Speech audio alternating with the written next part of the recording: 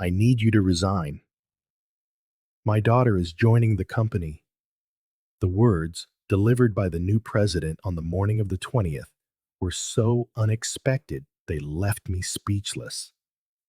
It was my last day, he declared. I stood there, reeling, unsure how to even begin to process what was happening. The 20th was payday for our suppliers. Some of our long-standing partners were paid by bank transfer, but for many others, I delivered the payments personally, visiting them on site. It looks like you can go home early, he said with a dismissive wave. I'll give you the day off, just for you. He practically shoved me out of the office, the door slamming shut behind me. The finality of it left me stunned. I didn't even know where to start. My name is Maya.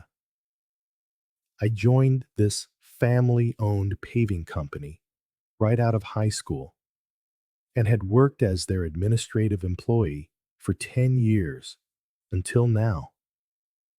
With about 20 employees, the atmosphere was wonderful whenever the original president was around.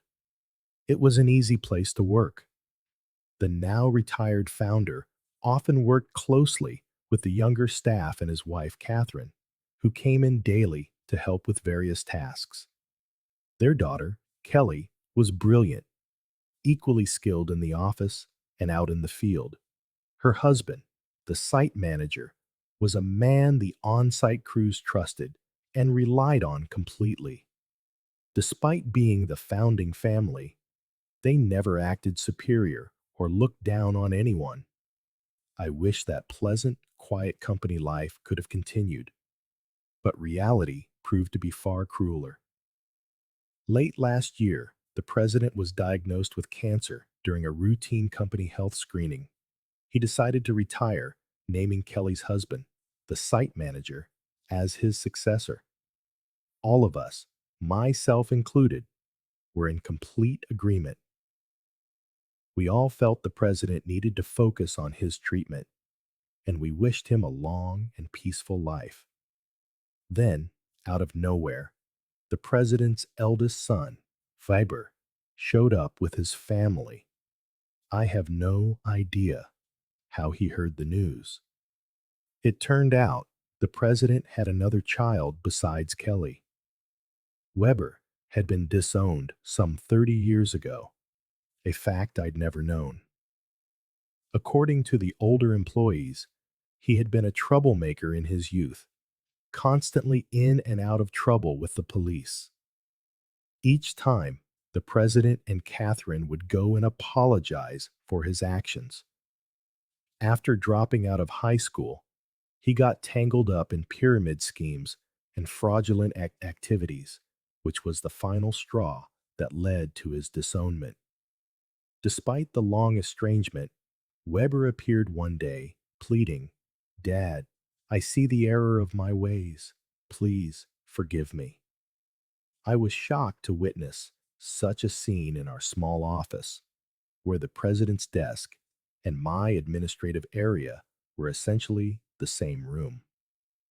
Weber claimed he wanted to reconcile and work for the company, but his history made it hard to trust his sincerity.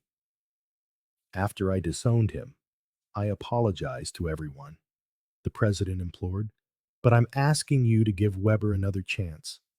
Kelly and the senior staff, who knew all about Weber's troubled past, couldn't bring themselves to celebrate, but they couldn't refuse the president's heartfelt plea.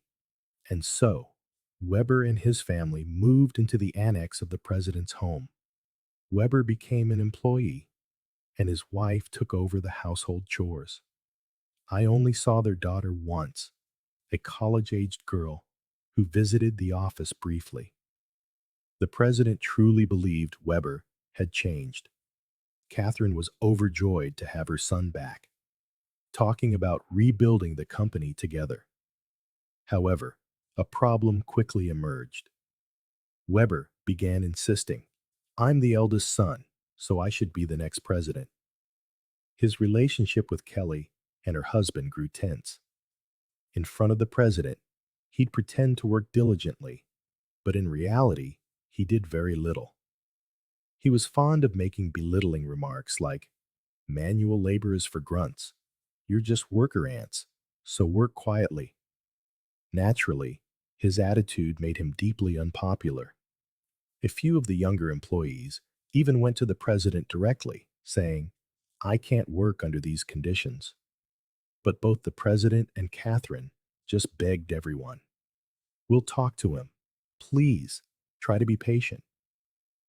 Then, whether from the stress or something else, the president's cancer took a sharp turn for the worse, and he was hospitalized. 3 months ago, despite the advice from staff to stick with the original plan, the president and Catherine caved. They chose their biological son over their son-in-law. Weber declared, I am the president. A murmur went through the company. We all suspected the parents were either blinded by love or that their judgment was failing with age. The once harmonious atmosphere curdled into something tense and uncomfortable. As the friction grew, Kelly and her husband began working behind the scenes to keep the business running smoothly. This left me to handle all the administrative tasks alone, a workload that Catherine, Kelly, and I used to share. I started working constant overtime, sometimes leaving so late that the sun was rising by the time I got home. Meanwhile, Weber seemed to think office work was a joke. He spent his days at hostess bars, betting on horse races, and gambling. My own relationship with him soured over an expense issue. He had been using the company credit card for personal entertainment, and I had turned a blind eye to a certain extent. But this time, the charge was beyond the pale. With a deep breath, I handed him the receipt. I can't approve this as a company expense, I told him. What? Why not? He demanded. It's for your wife's shapewear. It's not business related. As expected, his face turned crimson. Don't defy me. She's the president's wife. It's only natural she dresses well. It's a valid expense. No, that's not how it works, I stammered. Your wife's undergarments can't be claimed as a business expense. I was trying to wrap my head around how he could possibly justify $4,000 for his wife's lingerie. His next suggestion left me even more dumbfounded. Fine, then let's make selling shapewear our new business. We'll classify it as inventory, and then it will count as an expense. He looked pleased with himself. I was speechless. We're a paving company, I finally managed to say. So what? We'll tell our clients that if they don't buy from us, we'll cancel their paving contracts. Everyone will buy. It's easy money. $22,000 for one, $4,000 for a set. Weber burst out laughing, but I was horrified. That's absolutely unacceptable, I replied, my voice sharp with anger. It would destroy our credibility. From that day on, I became the target of his contempt. I endured his constant scorn, day after day. It became so difficult that I considered quitting many times. But I stayed, driven by a sense of loyalty to the old president who had always supported me, and out of concern for the team, who would be in trouble if I left. The truth was, I couldn't afford to just lose my job. I decided to hold on until the right moment to leave, but then I was fired. If I leave so suddenly, it will cause problems for our clients, I thought. I took a deep breath, gathered my courage, and faced him. I can't do that, I said in a rush, expecting him to explode. I can't just leave without proper notice and a handover. Even your daughter won't be able to handle this workload. Besides, today is payday. As predicted, Weber's face flushed with rage. Shut up. I told you to resign because my daughter is joining. Today is your last day. After the payment, just let them wait until they come to collect. There's no need to pay up front. Excuse me, I said, shocked, explaining as if to a child. Isn't it normal to pay for something as soon as you buy it? His response was so irrational, I could hardly believe it. If that's the case, just threaten to switch suppliers. Tell them we're not paying this time, so they have to give it to us for free. What? We can't do that, can we? I was so stunned, I couldn't find the right words. You're completely useless, the president sneered. My daughter has a college degree. She can handle office work easily.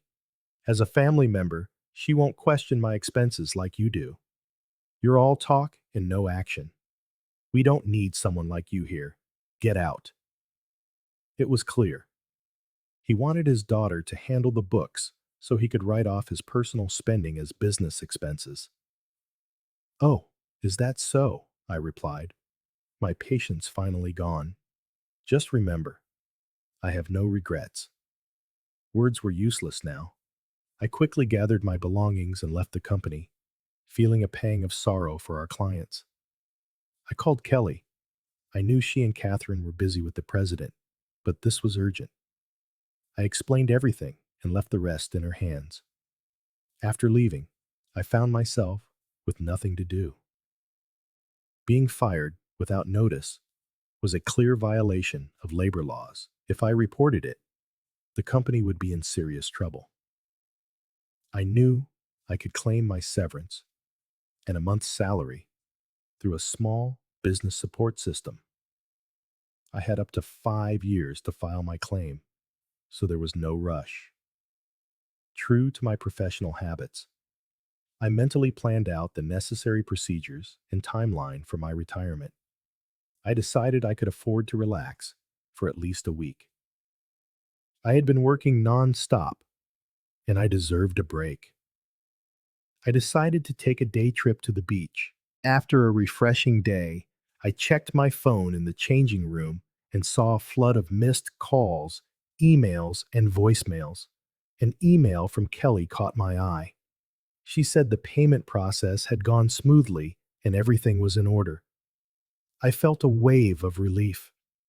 Then, I listened to a voicemail from the office. It was the new president's panicked voice. Hey, what's going on? They're saying I'm not the real president.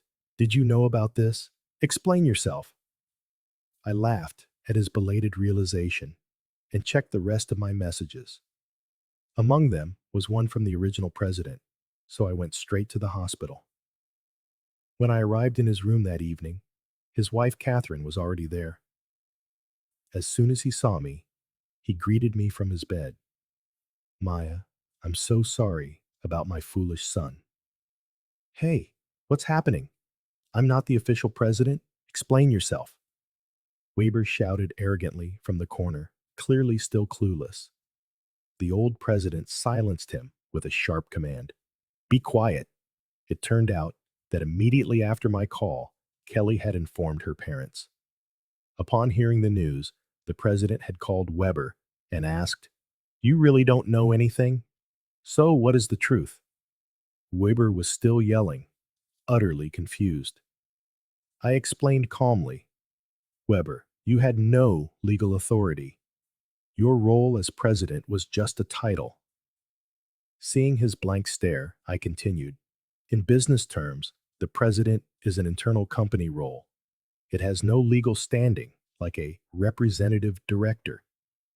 The representative director is the one legally responsible for the company's actions. To change that role requires specific legal procedures. While the title of president can be changed informally, changing the legal director is a complex process. Your position never had the legal weight you thought it did. 3 months ago, when Weber was appointed president, there had been fierce opposition from Kelly, her husband, and the veteran employees. That's when I had proposed a strategy. Weber would be a figurehead president, while the founder remained the legally responsible representative director. Being familiar with corporate law, I knew the complexities involved. My plan was that if Weber showed genuine commitment and earned everyone's trust, we would begin the legal process to formalize his presidency. However, if he failed to measure up, the contingency plan was to remove him. Kelly and her husband were already prepared to launch a new company just in case. Kelly had her doubts about Weber's ability to change, and both the president and Catherine had continued to believe in him. That is, until he fired me without cause, a move that finally seemed to awaken them to his shortcomings. If you want to be a leader, you must learn to take care of your people. I've told you this time and time again, the president stressed. Weber shot back. It's not a big deal, is it? Can't we just handle the procedures now? No, we can't, the president explained. Our company offers shares to employees who want them, and many of them are stockholders. Maya holds 10%, which makes her a significant shareholder.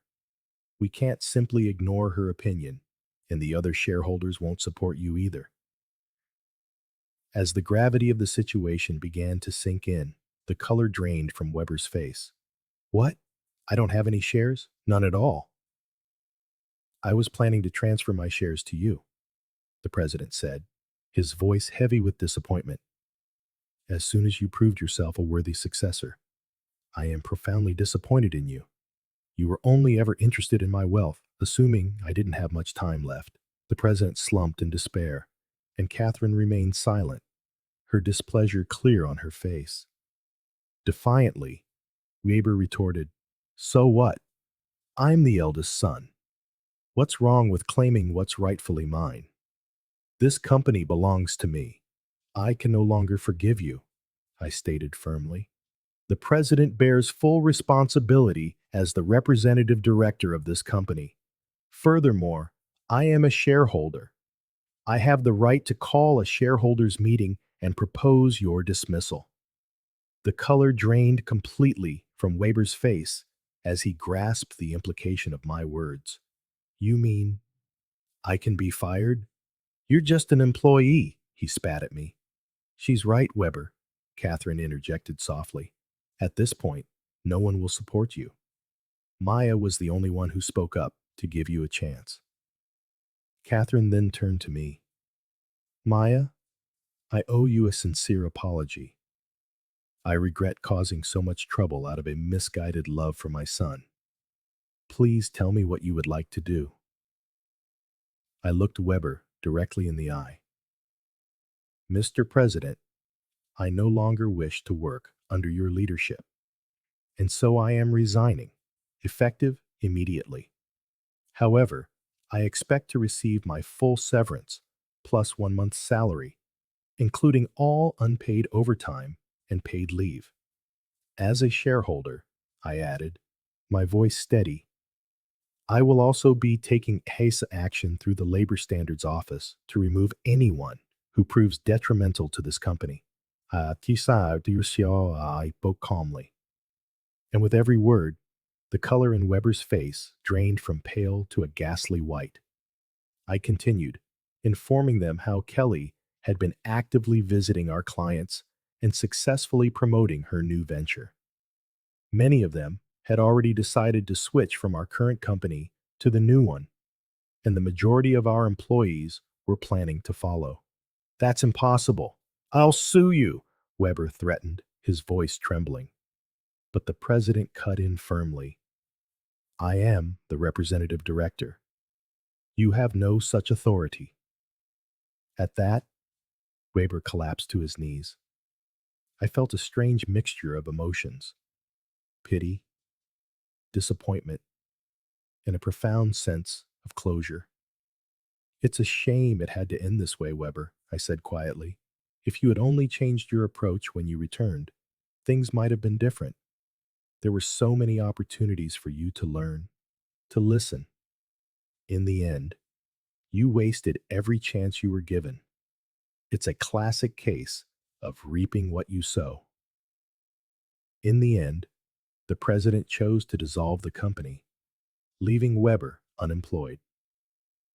Weber's wife tried to make a living selling corrective lingerie, but the venture failed. Their aggressive sales tactics led to legal trouble, and they were eventually arrested for their involvement in a pyramid scheme. Kelly later found boxes of their unsold lingerie abandoned at her parents' house. As for me, I am very happy at the new company founded by Kelly and our old site manager. If you enjoyed this story, please leave a like and subscribe to our channel. I cherish the relationships I have with others and strive to live an authentic life every single day.